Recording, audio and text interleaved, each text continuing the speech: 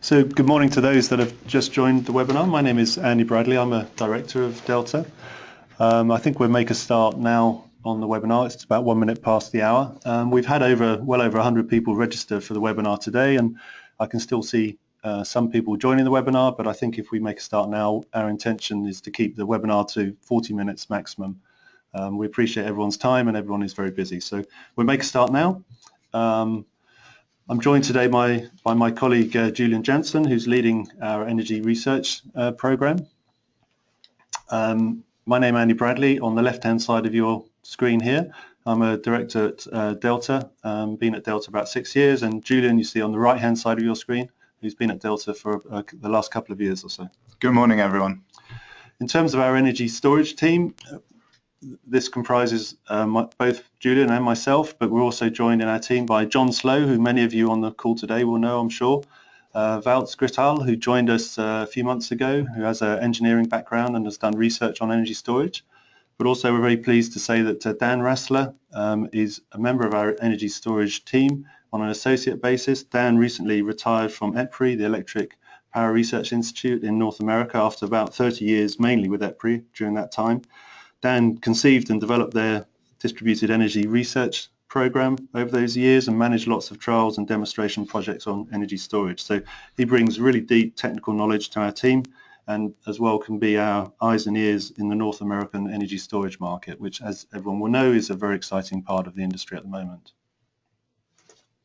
So in terms of our agenda today for the webinar, just do a very quick introduction for those that don't know Deltaee to our company.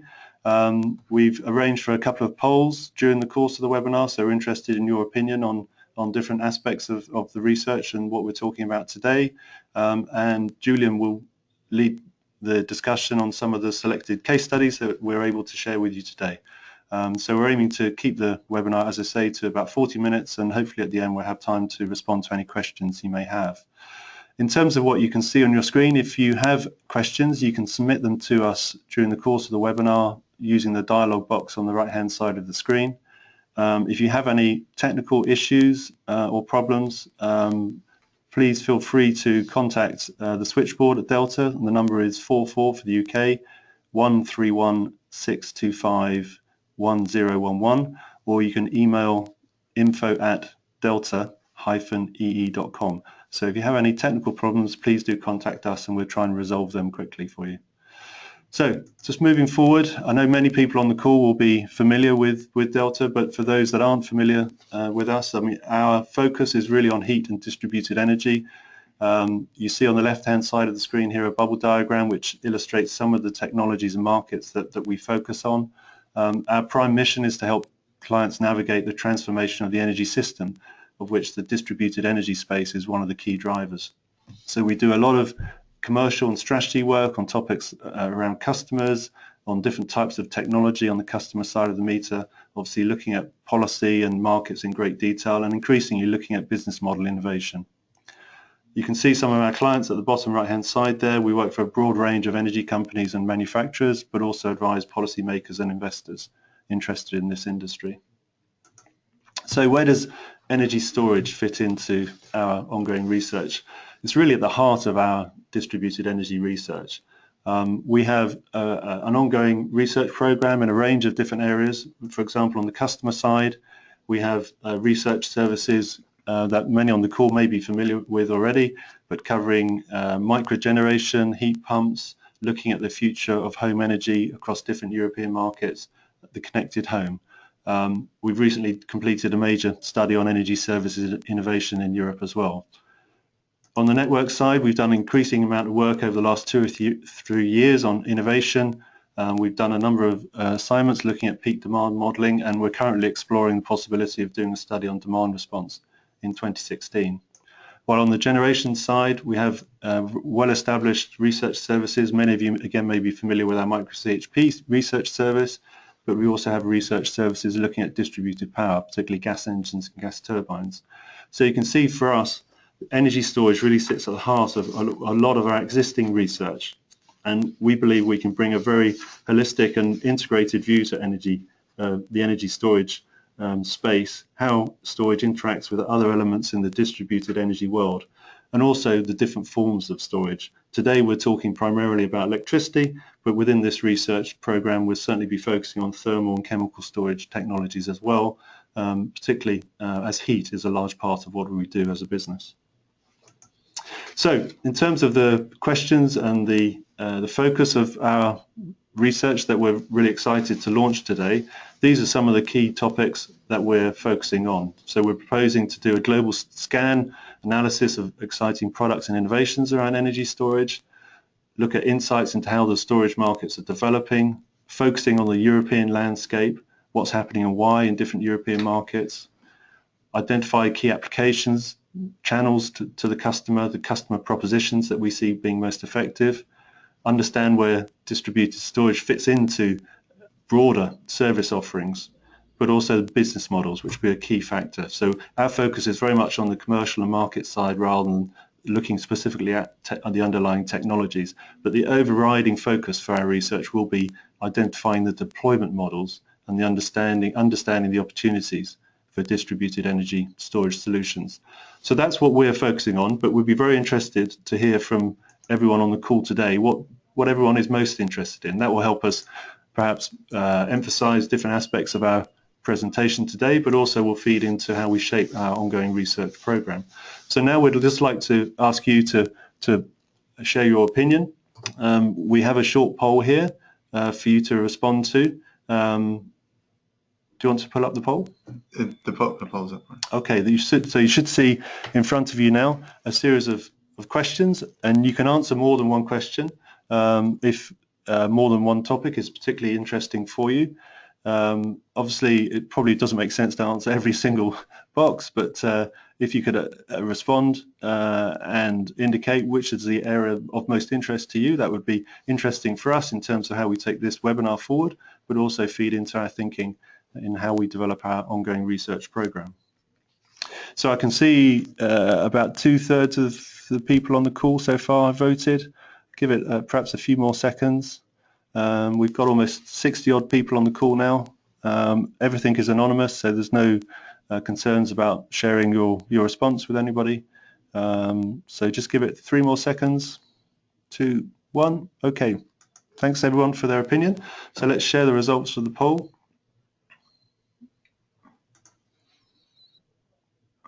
So you should see now on the screen the results of the poll.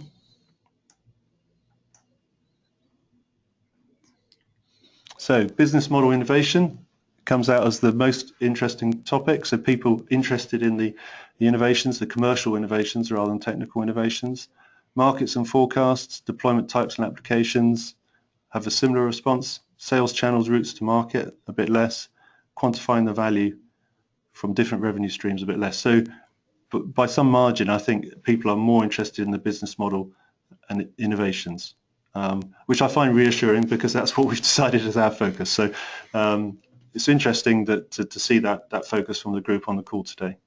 So in terms of what we're proposing to do and what we're starting to deliver under our energy research storage program, these are the core deliverables that we've started to deliver.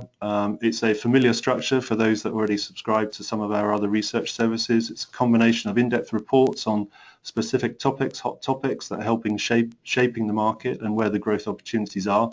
Business models certainly will be a big component of that analysis.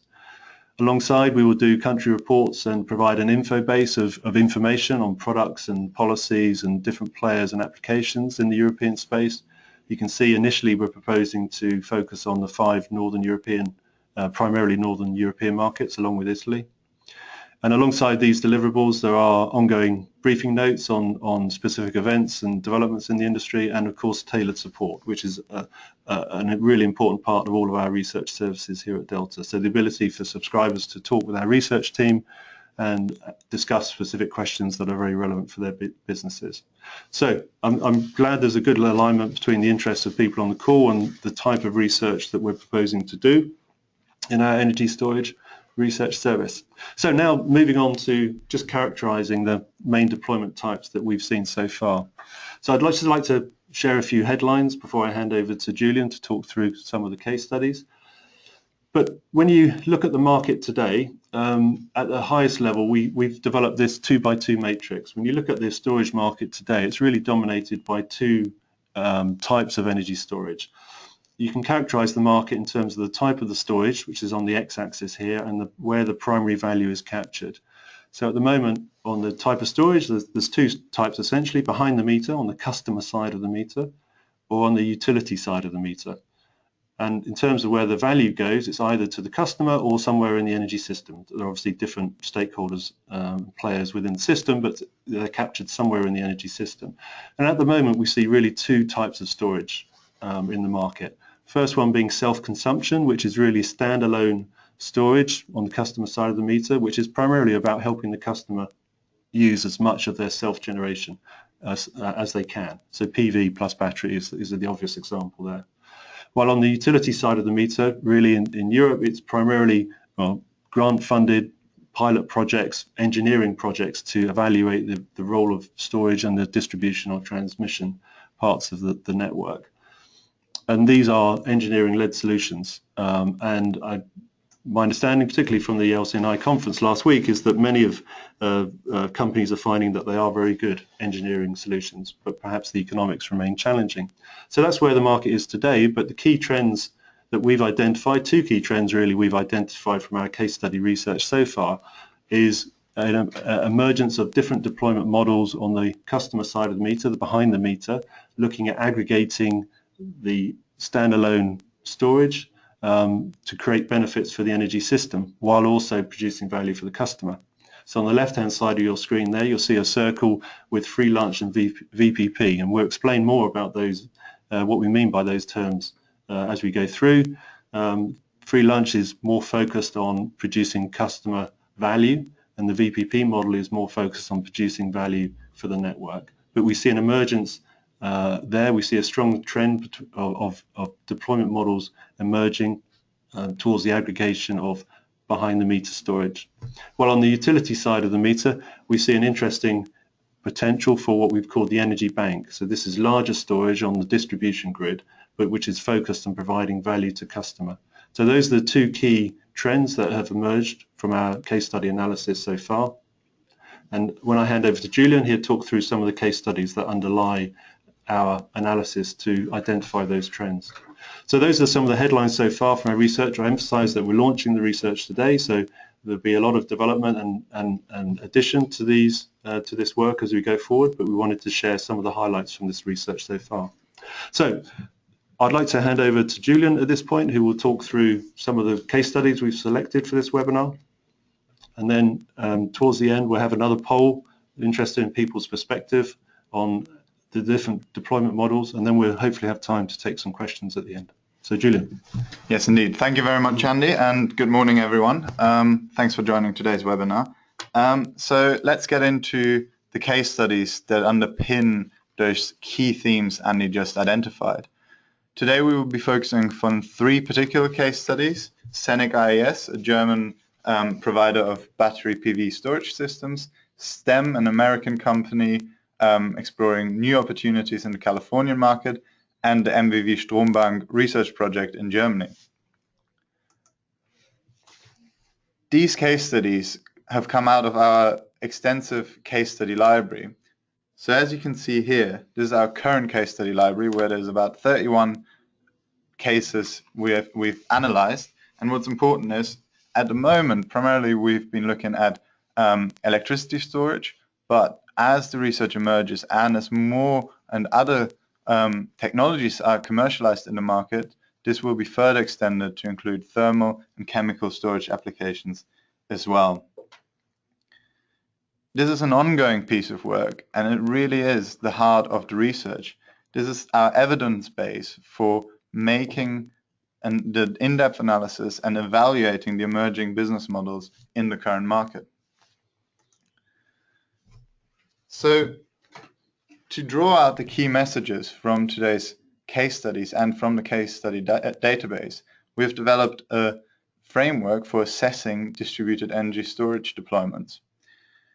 And this framework underpins our research. It allows us to analyze, evaluate, and compare different deployment models in the market today and how it develops in the future. So I will just very briefly talk you through this.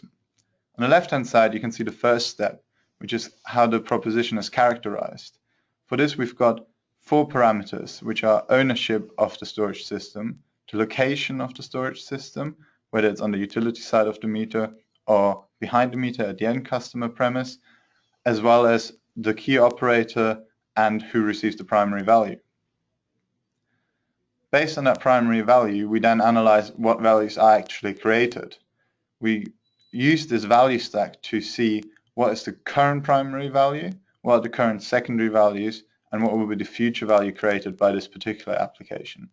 The third step is then our evaluation and contrasting of the different deployment models, and we give our Deltaee energy and environment view on what we believe are the winning application types and emerging business models. So to start off, I would like to introduce our first case study. This is Scenic IES. Scenic IES is one of the market leaders in the PV plus battery segment in Germany. They have installed around 6,000 storage systems since being founded in 2009, and being based in Leipzig in the east of Germany, they are entirely focused on the German markets currently, so Germany, Austria and Switzerland. The key proposition here is quite simple originally, that the battery is owned by the customer, located at the customer's premise, and is used to maximize self-consumption of PV power. But what they have developed is what they call the economic grid, which is basically the provision of negative balancing reserve for aggregating the distributed behind the meter storage systems. And the main meat of this proposition is that the value this creates is shared with the end customer, who receives free grid electricity. So when we look at the operating premise, there's the clear primary purpose of maximizing the customer's PV self-consumption. However, when there's spare capacity in the battery, Scenic IES can access this and load it up when there's demand from the grid to get rid of excess electricity. So the primary value here still lies firmly with the end customer. And as such, this model is very much what we class in the free lunch category, because Scenic IES focuses on providing value to the customer rather than creating additional value for the grid. So the whole core idea of the economic grid model is that on top of maximizing the PV self-consumption, they deliver free electricity to the customer. And since June, they've claimed to have provided around 65,000 kilowatt hours of free electricity to around 1,500 customers.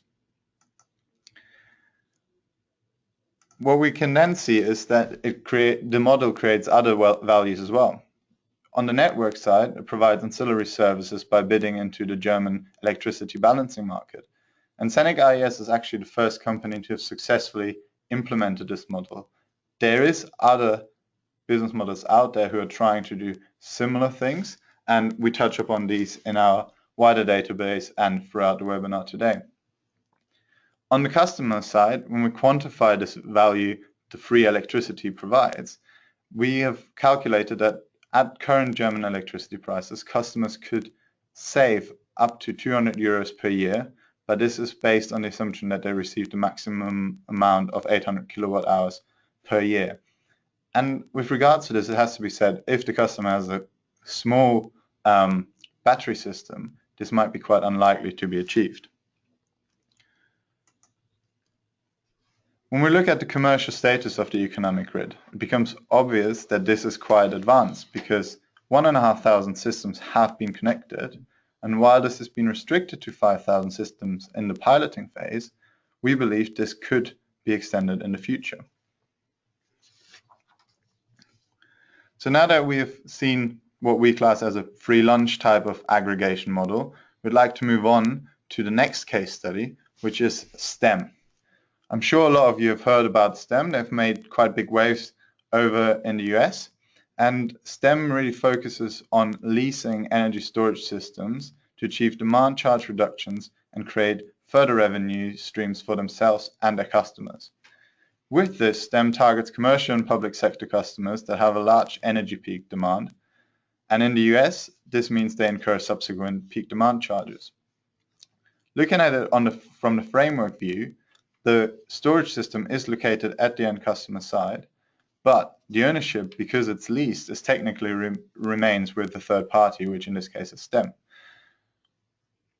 STEM, providing the analytics system, is also the primary operator of the system, but shares some of the values with the end customer, who reduces the their energy costs. So again, we follow the similar evaluation model. So we look at how the value stack is made up and who receives the different values, and we try to quantify these accordingly. Looking at this, the customer has guaranteed energy bill savings exceeding the lease payments.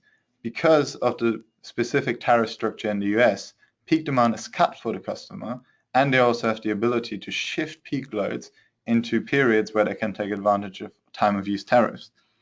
And STEM, for example, highlight one particular example in California, where a 72 kilowatt hour system was installed at a food processing plant, and apparently this customer is able to save up to $75,000 per year because this storage system has prevented them from moving into the next peak demand threshold, which would have been above 500 kilowatts.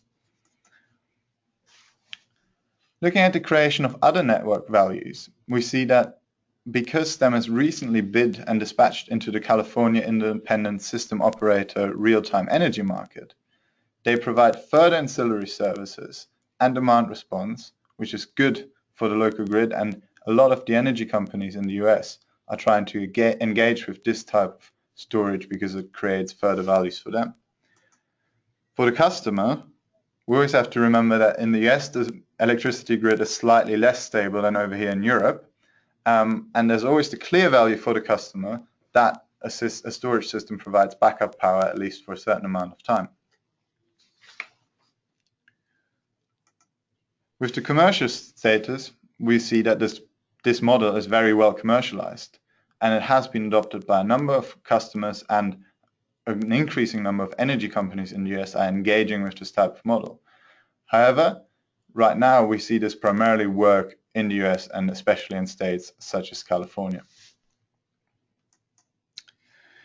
Moving back to Europe, and to one of the case studies we find quite exciting, because we believe this could reshape in a way the way customers produce and consume electricity.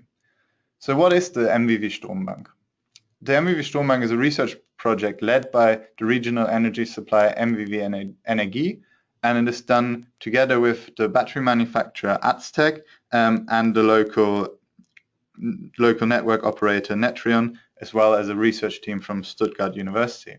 So here we're looking at a research trial, but one that's very, very interesting, because the core proposition here is based on creating a type of current account for energy. So the customer can deposit their self-generated power into a centralized battery store and withdraw it when they need it. And they can do this watching this over an online app, watching their account. So where this is different is that the location of the storage system is on the network side of the meter. So it is on the distribution grid, and it is owned by the utility or third party. But the primary value is still firmly with the end customer at the current stage. But what is likely to happen is that this value will be shared with other players in the future. So looking at the value creation, we can see that the current primary value lies firmly with the end customer, who can increase the self-consumption of the energy. And there's the added benefit then that the central battery is more cost-effective than the individual system. Other network values are that ultimately the network operator and the regional utility can use this battery to create further values from bidding into ancillary service market, for example. However, this is something that's not yet evaluated in this trial. Looking at other customer values, a new part of the project includes a second account for customers to trade power within the local district. So customers can take advantage of time shifting and peer-to-peer trading. And while originally having a restricted size of the account, this has now been adapted to fit the different customers' demand profiles. However, as I said, it's a small-scale demonstration project, which is currently in an evaluation stage after being operating for about a year. However, it is continuing in its operation and making changes to how values are shared across the system. I should just apologise for the labelling on that chart. Something seems to have gone awry on that chart. So just briefly, before we move on, just to take a step back, I mentioned at the beginning that Deltaee does a lot of research on different areas around distributed energy, and one of the things that we've completed recently is a major study into energy services innovation. I thought it was relevant just to share with the audience today one of the findings of some of the findings from that study. I mean, in the study, very briefly, we looked at over 100 potentially disruptive innovations and identified a short list of 36 particularly promising opportunities that we looked at in more detail. And we ranked each of those 36 innovations on the basis of 9 metrics. And I think what's interesting from that study is 2 of the 36 were mentioned already by Julian in this webinar, STEM and Strombach MVV Energy. And you can see there just the graphics, the 9 metrics that were used in that study to rank all of the innovations. And actually both of those innovations scored very highly, and the greens indicate a very positive outcome for STEM on 8 of the 9 metrics, and for MVV Energy Strombach 7 out of the 9. So really I just wanted to share with the audience today that actually energy storage as part of a broader energy services innovation theme has quite an interesting role to play, we think, and will be certainly a feature of emerging energy services businesses within the large energy companies, utility companies in Europe. If you want to get more information on that study, you can see a web link at the bottom. Please just go to our website and you can see more information on that. Great, thanks Andy for that input, and I think this really shows the energy storage market is at the heart of innovating the energy industry. So we've looked at 3 case studies, and based on these 3 case studies, but also on our wider analysis of our case study library, I'd like to just pull out a couple of key themes that we've seen emerging from this. So the first theme emerging is around ownership. And what becomes quite clear is that currently in the market, ownership lies firmly with the end customer, and we're talking about battery systems that are located behind the meter at the end customer's premise. But we see new ownership models are emerging already, and they're becoming established.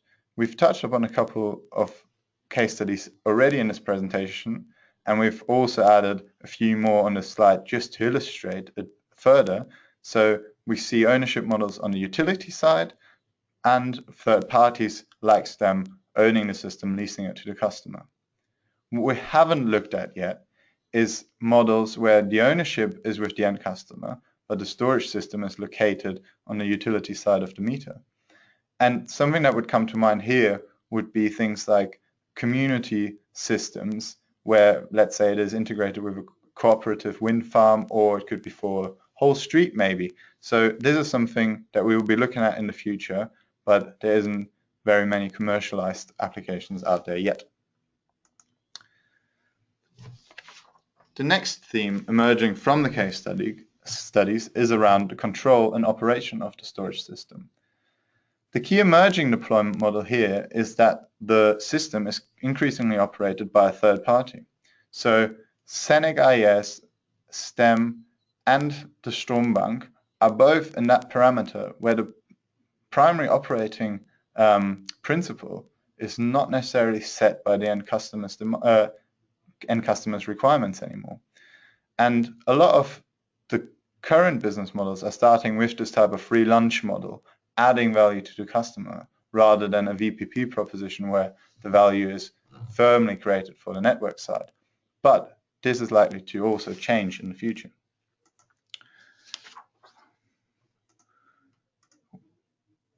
Sorry for that diagram again. There seems to be slight misfortune with the webinar software here.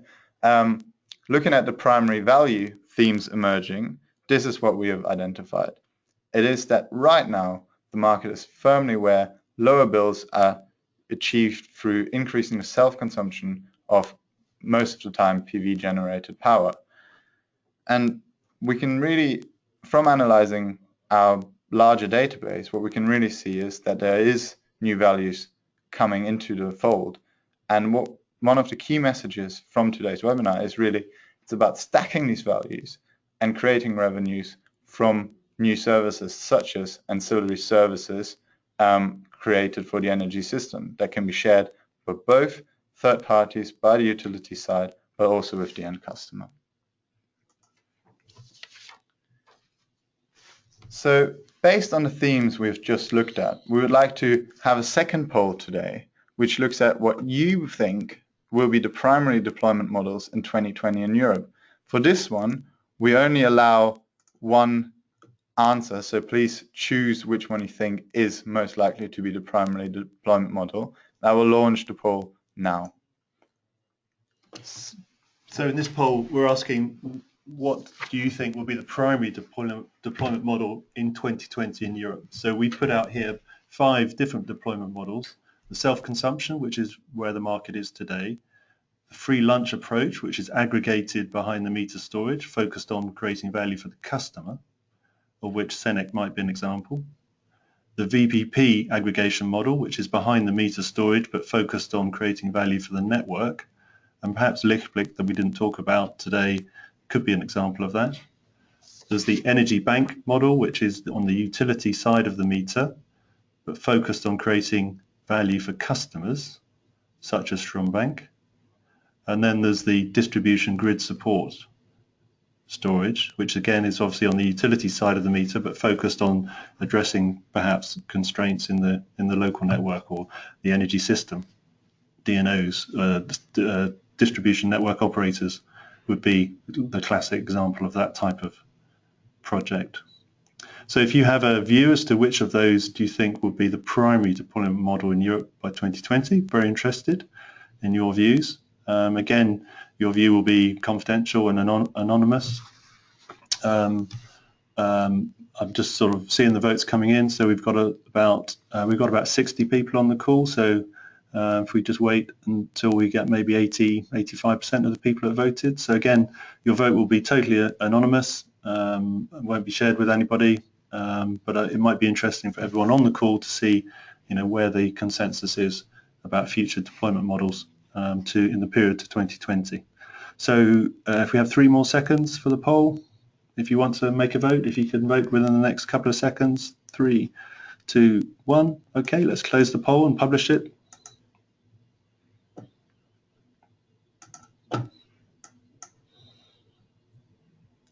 So the result from the poll, so we had about, as I said, we had about 60 people on the call, and I think most people voted. So in 2020 in Europe, people are strongly favouring the self-consumption model, believing that will still be a big part of the market in Europe by 2020, which I think is interesting. Distribution grid support is the next favoured. So really it's the 2 forms of storage that we see most common in the market today. And then the aggregation models, either free lunch or VPP, get 16% and 8% respectively. So if you add those together, perhaps a quarter of people on the call think that aggregation of behind the meter storage will be playing a primary role come 2020, and the energy bank receives about 18%. So it's actually quite an even spread across those 4 types, but the self-consumption model certainly seems to be the most favoured on the people on the call today. So I hope that's interesting for people. I'm conscious of time, so let's just move on. So just really to sort of summarize how our view on how we see the deployment of distributed storage evolving. Our view is that we would see self-consumption playing a diminishing role, which is perhaps different to many people on the call today.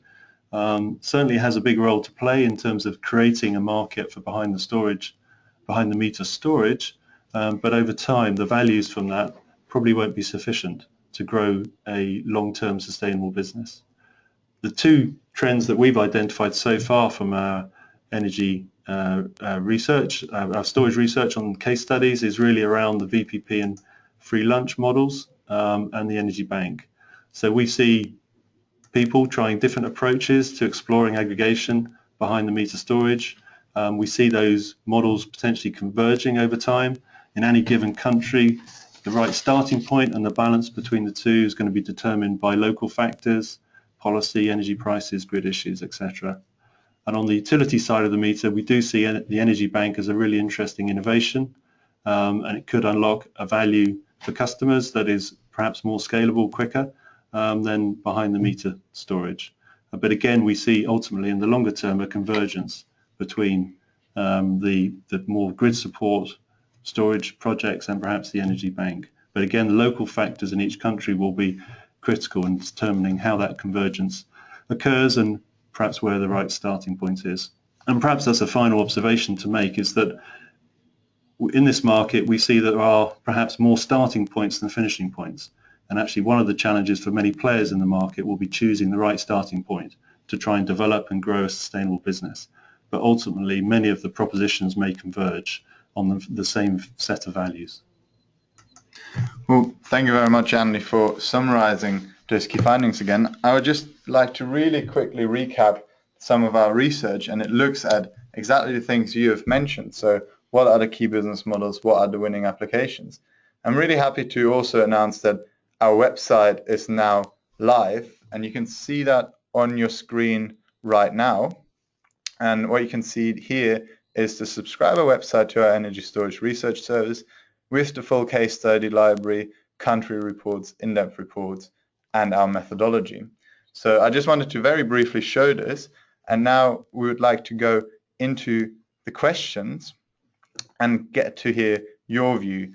So on the right-hand side, there should be a question panel for you, and if you could just type your question, we'll then go through them and answer them. In the meantime, while you type out your questions, I'd just like to remind you that if you would like to receive the webinar slides, please email us, and we're very happy to send them to you. And very pleased to announce that the Energy Storage Research Service is live as of today. And contact us if you would like to find out a bit more about the pricing information and the delivery schedule. So we've had the first questions in actually, so let us take a look at these. So very quickly, we've had a quick question at the beginning what RE integration refers to, which mentioning here this is renewable energy integration. So sorry if that created confusion.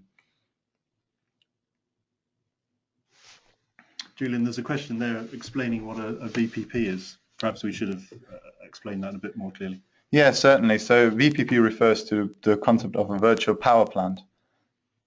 So the concept is to have generation distributed across many locations, but to operate all of those distributed generation assets as a single entity. So it's a distributed power plant in essence that operates and provides a service to the network as a larger single power plant would.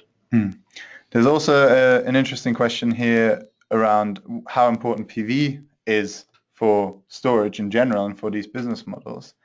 PV certainly has an important role to play to start off. Currently, the market really is, for at least for behind the meter storage, really is around coupling batteries with PV systems. However, we expect this to evolve in the future with new models that are independent of solar PV to really emerge and create value for different players along the energy system value chain. Julian, there's a question here about heat. We mentioned heat once or twice. Somebody asked, interested in what forms of heat will we be looking at?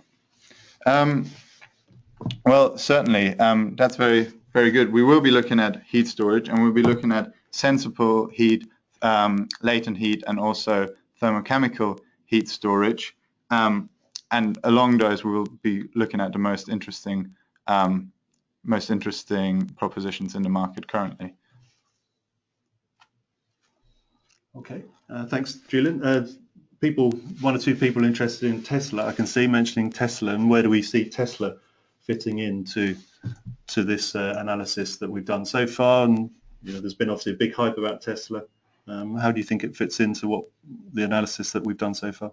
I think obviously Tesla right now isn't being sold in Europe yet, but it would fit in very much with the self-consumption model. It would be behind the meter customer storage. But it would surprise me very much if Tesla wouldn't evolve in the future and try to take advantage of some of these other business models and value streams as well.